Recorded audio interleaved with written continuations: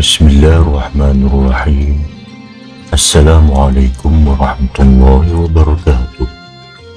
Hari ini kita akan membaca pelajaran sirah tahun 4.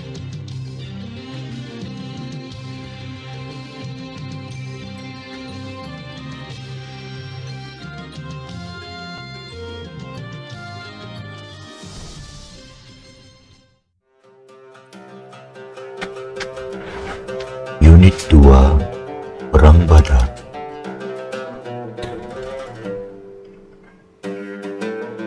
Perang Badar berlaku pada 17 Ramadan tahun kedua Hijrah. Peperangan ini berlaku di lembah Badar yang terletak di antara Mekah dan Madinah. Perang Badar merupakan peperangan yang pertama dalam sejarah Islam. Sebab berlakunya Perang Badar ialah untuk mendapatkan harta umat Islam semula yang telah dirampas oleh kaum musyrikin Mekah semasa penghijrahan umat Islam ke Madinah.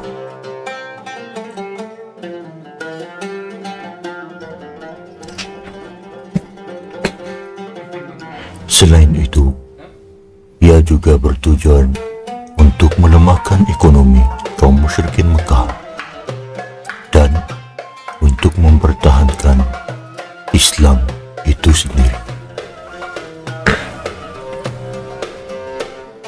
Kronologi peristiwa Perang Badar. Kaum muslimin mendapat kabar tentang rombongan perdagangan musyrikin Mekah yang dalam perjalanan pulang dari Syam. Rombongan itu diketuai oleh Abu Sufyan. Kaum muslimin merancang untuk menahan rombongan perdagangan tersebut dan mendapatkan semula harta mereka yang telah dirampas oleh musyrikin Mekah. Abu Sufyan mendapat tahu tentang rancangan kaum muslimin. Kemudian dia menghantar utusan ke Mekah untuk mendapatkan bantuan. Kaum musyrikin Mekah menghantar 1000 orang tentera yang dipimpin oleh Abu Jahal untuk membantu rombongan perdagangan Abu Sufyan. Apabila Rasulullah SAW mengetahui tentang kedatangan 1000 orang tentera musyrikin itu, baginda pun mengetuai 313 tentera Islam untuk mempertahankan kaum muslimin tersebut. Akhirnya, kedua-dua pasukan tentera ini bertemu di lembah Badar. Pada 17 Ramadan tahun kedua Hijrah, berlakulah pertempuran antara tentera musyrikin dengan tentera Islam.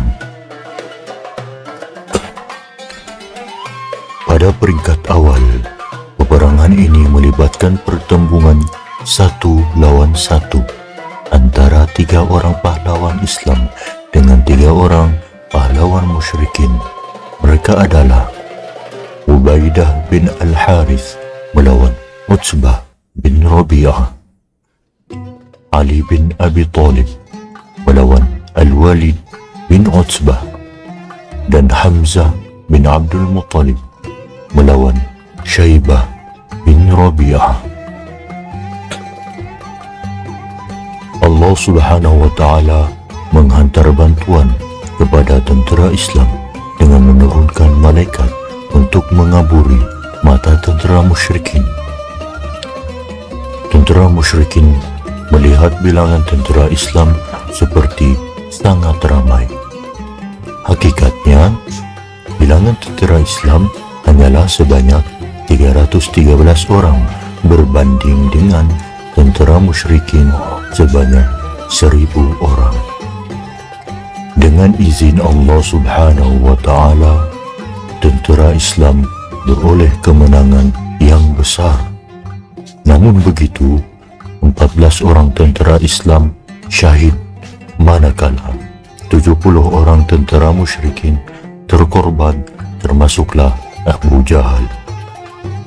Selain itu, 70 orang tentara musyrikin telah ditawan.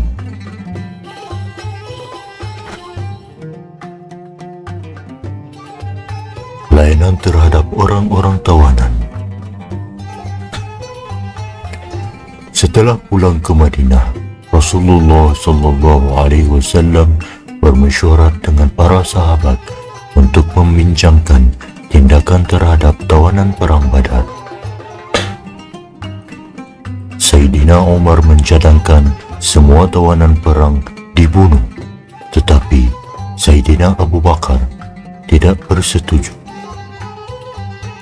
Beliau mencadangkan agar tawanan tersebut ditebus oleh orang Mekah menggunakan wang.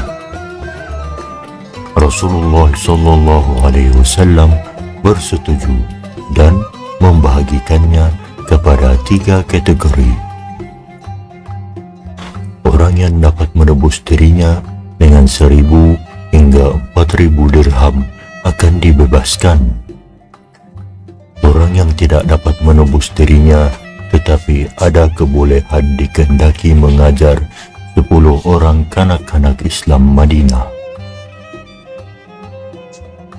Mereka hendaklah mengajar anak-anak Islam Madinah menulis dan membaca sehingga pandai, lalu mereka akan dibebaskan. Orang yang tidak dapat menembus diri sendiri dan buta huruf akan dibebaskan setelah berjanji tidak akan memerangi orang Islam selama-lamanya.